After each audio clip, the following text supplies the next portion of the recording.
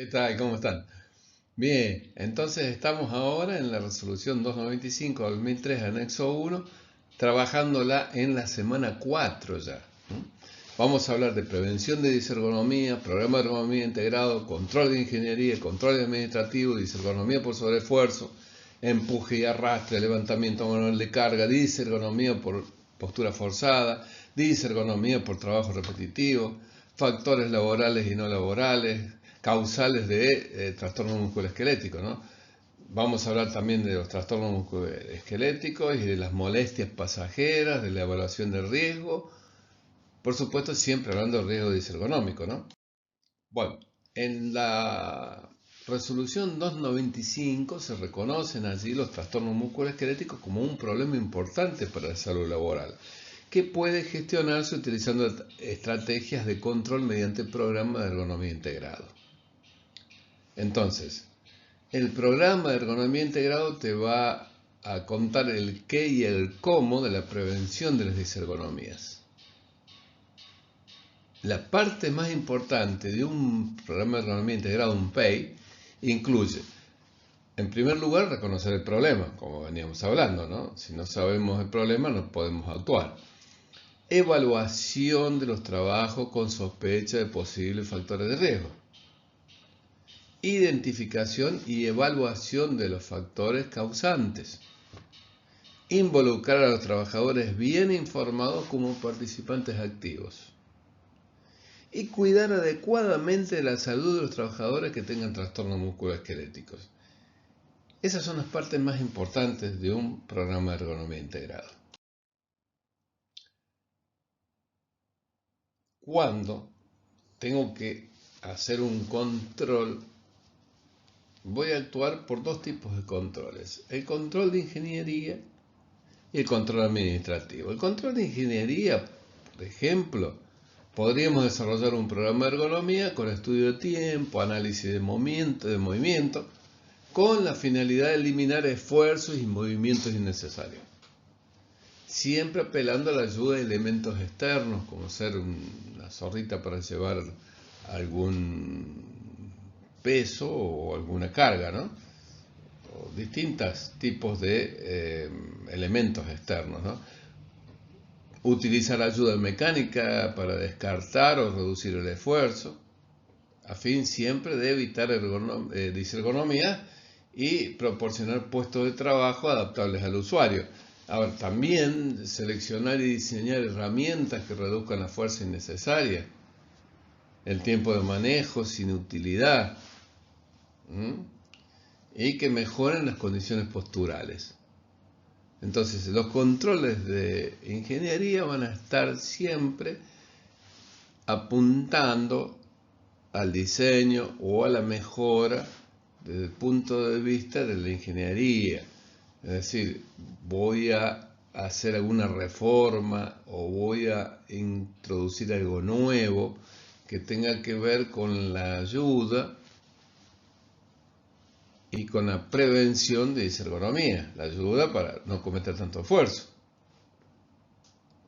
Ya vimos algo nosotros por ejemplo, la ergonomía 4.0, ¿no? Acá tenemos a alguien, ¿no es cierto?, que está llevando una carga, pero podemos cambiarlo por alguien que lo lleve con una zorrita, ¿no? En cuanto a los controles administrativos, allí se encargan de tomar en cuenta, por ejemplo, las pautas de trabajo que permiten a los trabajadores hacer pausas y ampliarlas lo necesario, al menos una vez por hora, cuando se están haciendo esfuerzos importantes. Habría que hacer una pausa mínima, 5 o 10 minutos. También se pueden redistribuir los trabajos asignados, por ejemplo, utilizando la rotación de los trabajadores o repartiendo el trabajo, de forma que un trabajador no dedique una jornada laboral entera realizando demandas elevadas de la tarea, ¿no?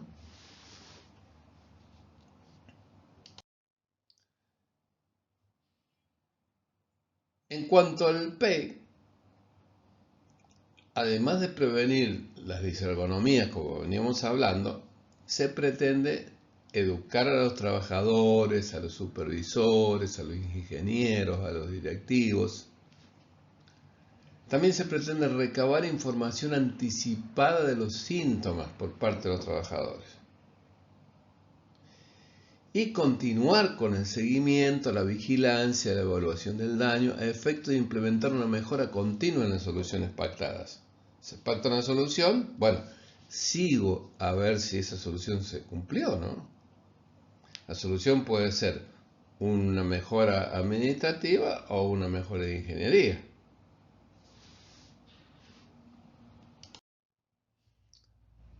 Ahora bien, hay factores laborales que no laborales y laborables, ¿no? Los factores no laborales son aquellos que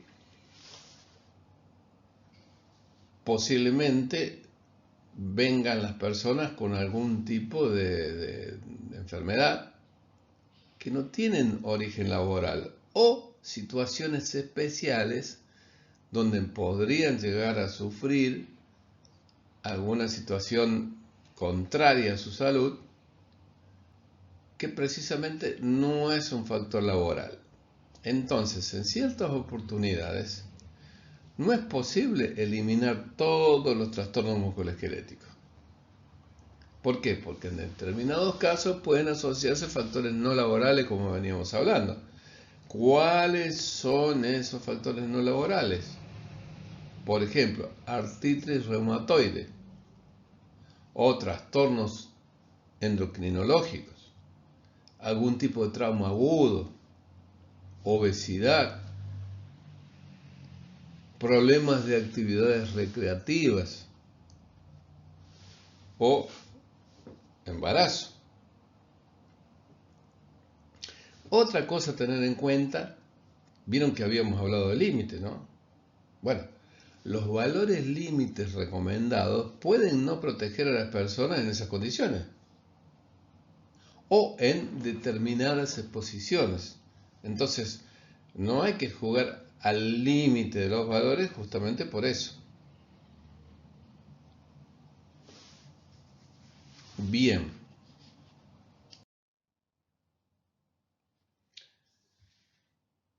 También hay algunas molestias pasajeras.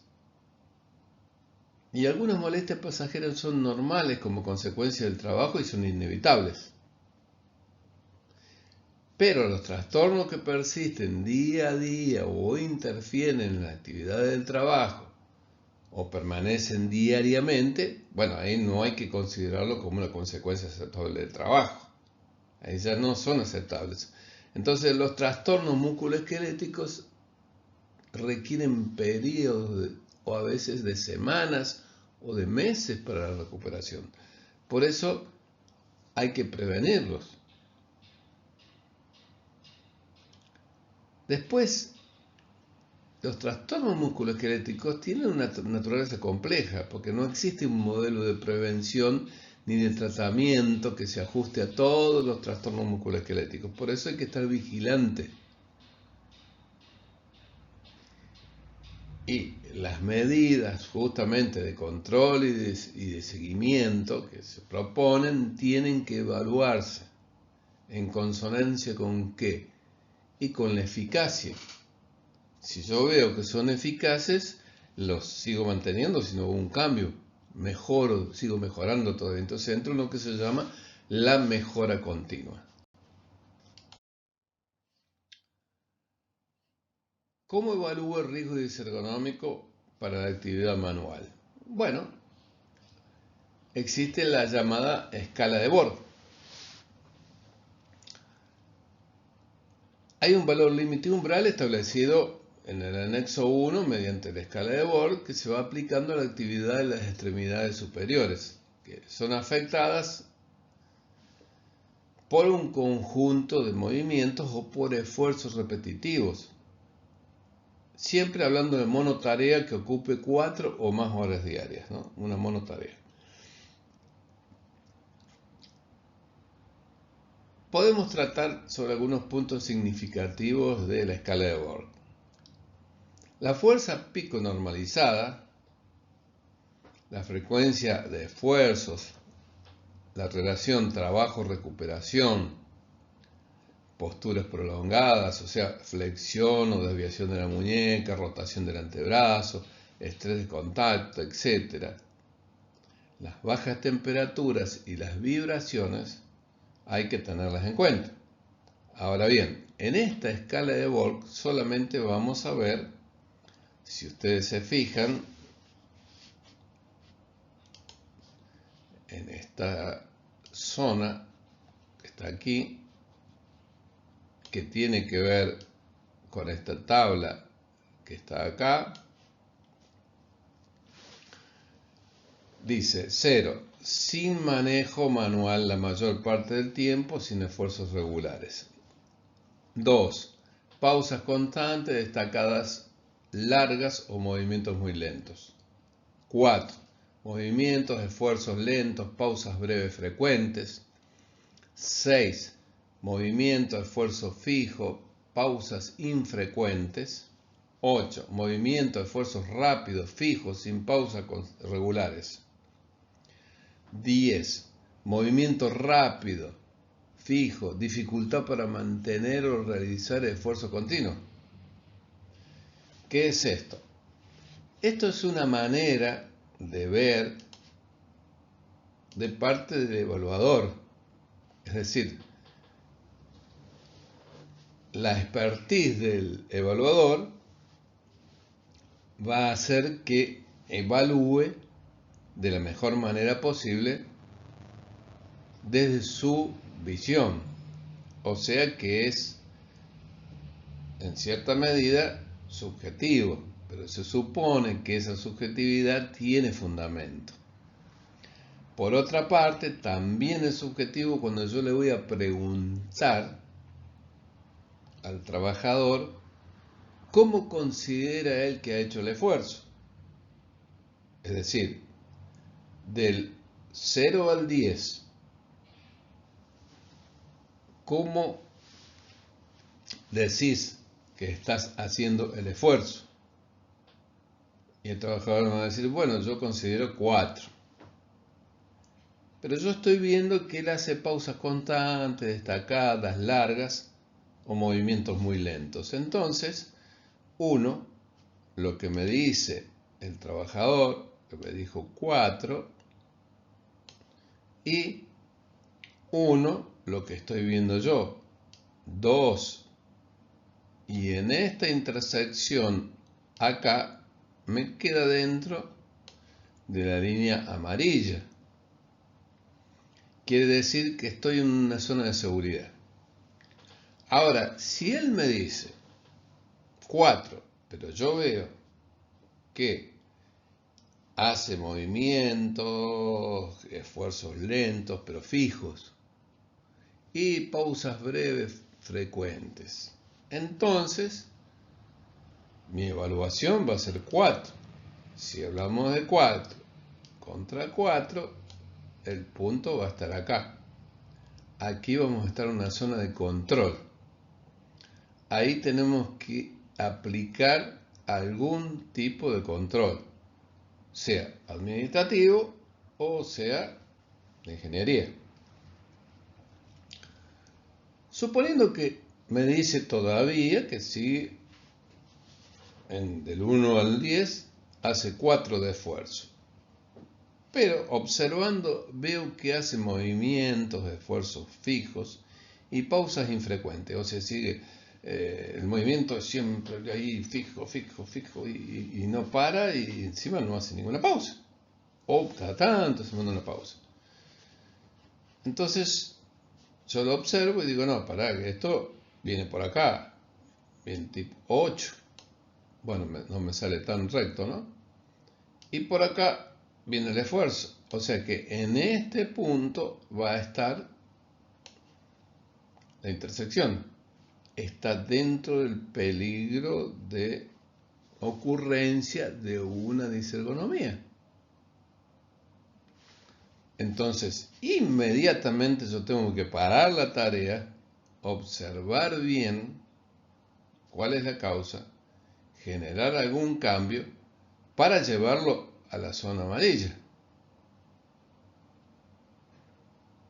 Entonces, de alguna manera, o bajo el esfuerzo, que lo tengo que bajar a 2 para estar dentro de la zona amarilla, acá en este punto, o tengo que bajar de alguna forma el movimiento, porque si yo lo bajo acá, a este otro punto como habíamos hablado antes, a ver, vamos a borrar un poquito para no confundirse.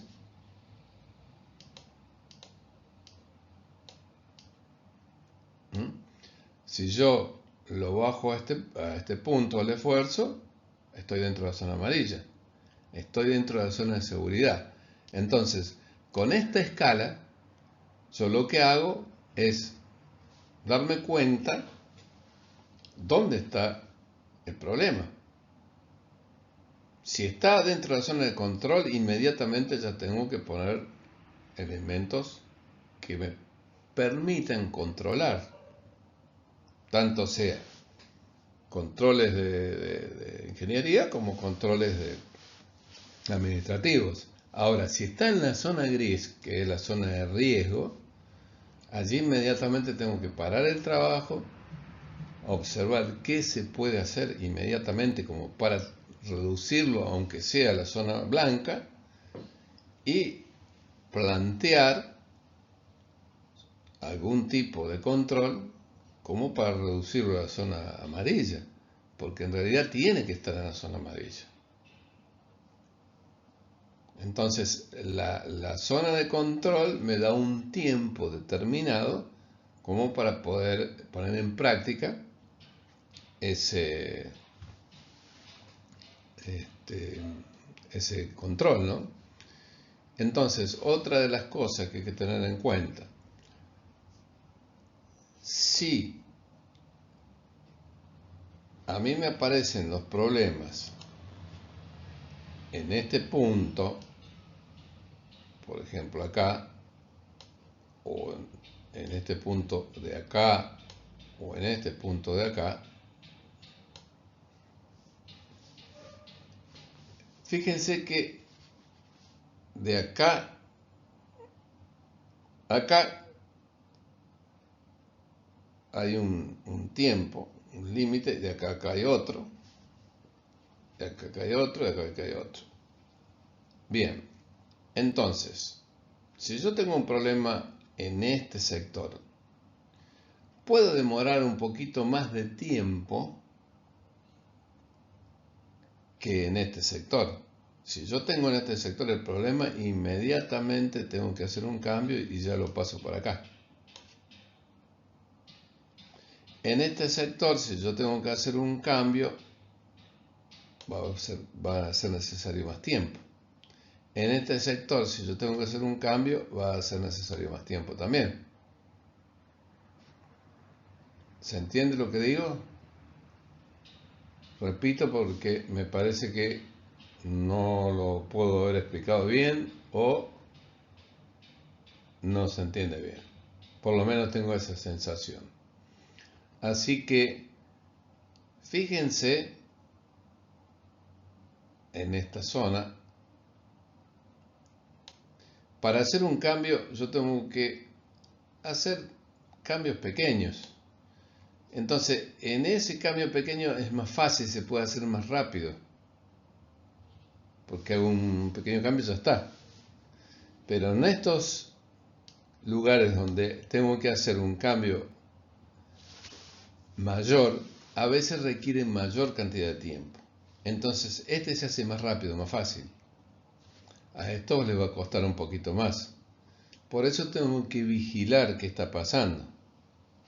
Ahora, si yo tengo en cualquiera de estas intersecciones, o intermedio, puede estar por acá, también por acá, lo que sea, porque, qué sé yo, porque por ahí la persona me dice, no, 5, bueno, 5 está acá. Y yo digo, bueno, está entre, no me decido, está entre 4 y 6, porque a veces, qué sé yo, bueno, está entre 4 y 6, voy a unir esto con esto. lo mismo me va a dar en la zona de riesgo, ¿no? Entonces esa zona tiene que evidentemente cortar el trabajo, no seguir con el trabajo, porque allí le va a generar algún problema inmediato. Entonces, se trata de cruzar dos posiciones subjetivas, la posición subjetiva del trabajador y la posición subjetiva del evaluador.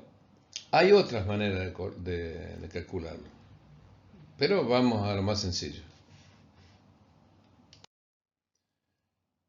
Bueno, en cuanto a la manipulación manual de carga, ¿qué podemos decir? Que es cualquier operación de levantamiento, colocación, tracción, transporte o desplazamiento de una carga, efectuada por una o varias personas, y una de las principales causas de lesiones musculoesqueléticas. Ahora bien, hay que tener en cuenta una cosa. Acá en el PowerPoint hay un video, así que vayan al PowerPoint y vean el video que ocupa este lugar para mayor información. Bueno, vamos a observar que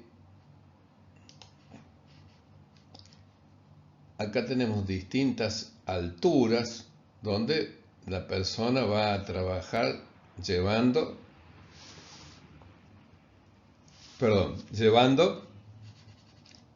pesos, trasladando pesos, manipulando cargas. Estas son las distintas alturas y estas son las distintas distancias.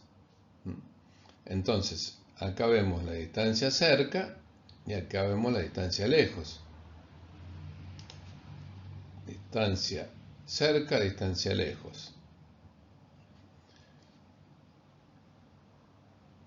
En el cuadro de color vemos altura de la vista, encima del codo, debajo del codo, altura del muslo y altura de la pantorrilla. Bueno, en esas posiciones yo puedo levantar distinta cantidad de peso. Ahora bien, eso está establecido en unas tablas que lo vamos a ver ahora.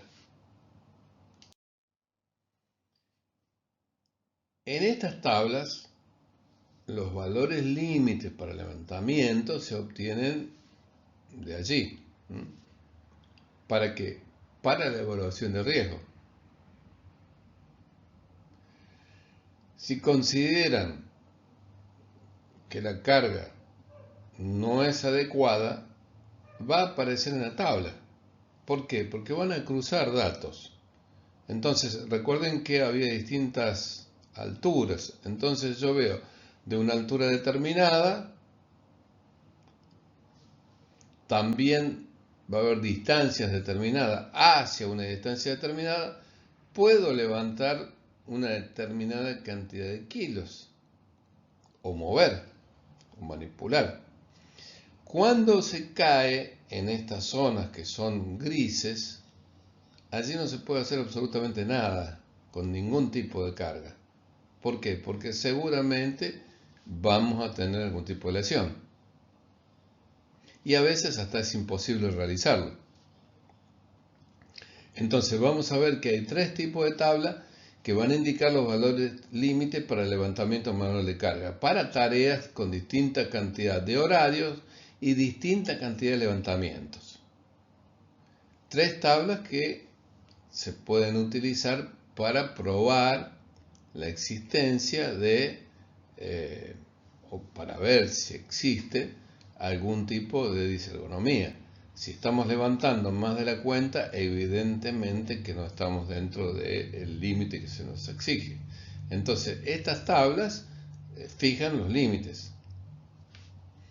Recordemos que los límites son para la media general, pero puede ser que haya problemas como los que estábamos hablando, de embarazo o de problemas endocrinológicos, en fin, distintos problemas que pueden llegar a tener las personas que no pueden levantar esa carga.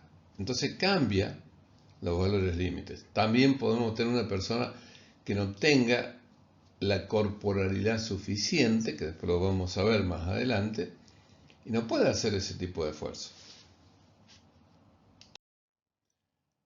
Bueno, ¿hay forma correcta para manipular la carga? Sí. Entonces, a veces es necesario encadenar las operaciones. Por ejemplo, si yo voy a llevar desde este punto a este punto y puedo pasar por un intermedio, lo haría. Ahora, para levantar la carga también lo que tengo que tener en cuenta es que tengo que tener la espalda, se dice espalda recta. La espalda de por sí no es recta, pero tiene una forma de S, pero se refiere a la espalda puesta de tal manera que la persona quede erguida en esa parte, que no quede con la espalda doblada. Entonces, lo que hace es ponerse de cuclillas, poner una pierna adelante, principalmente o mejor, si es la pierna hábil. Otra pierna un poquito atrás y la carga levantar lo más cerca posible del cuerpo. Caminar sin girar el tronco el menor tiempo posible y ponerla sobre algún tipo de apoyo intermedio para luego pasar al otro lado, tomarla sin girar el tronco y depositarla.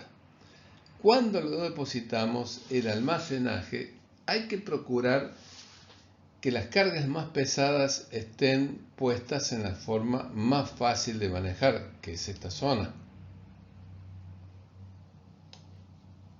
Las cargas intermedias pueden estar en esta zona y las livianas en esta zona.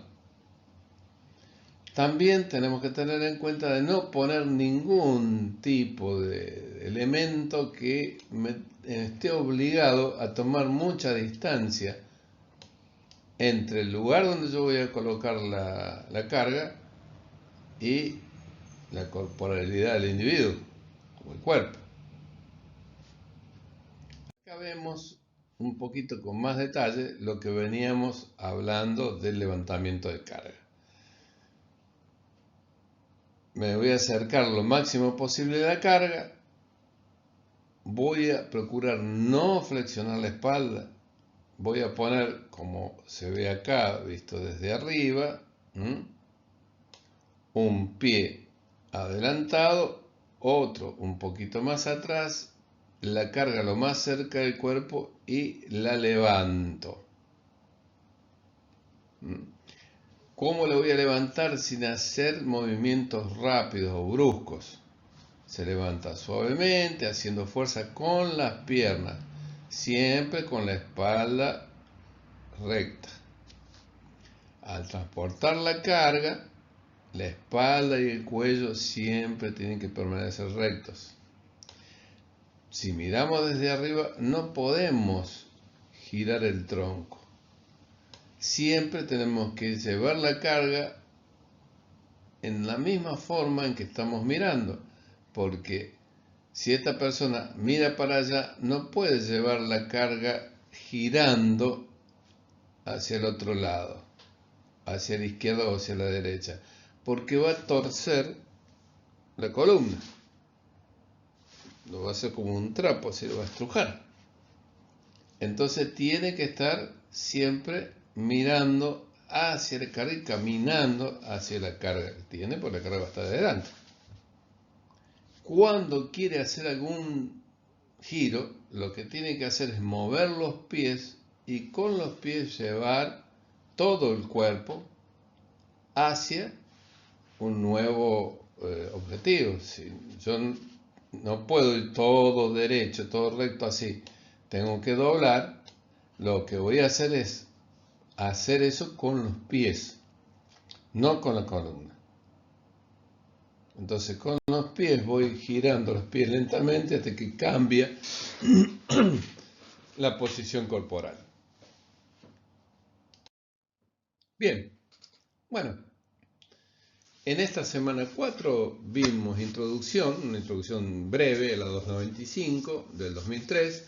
Vimos prevención de ergonomía, programa de ergonomía integrado, control de ingeniería, control administrativo, disergonomía por sobreesfuerzo, empuje y arrastre, levantamiento manual de carga, disergonomía por postura forzada, disergonomía por trabajo repetitivo, factores laborales y no laborales, causales del trastorno musculoesquelético, y molestias pasajeras, evaluación del riesgo disergonómico. Tengan en cuenta que hay un video, véanlo.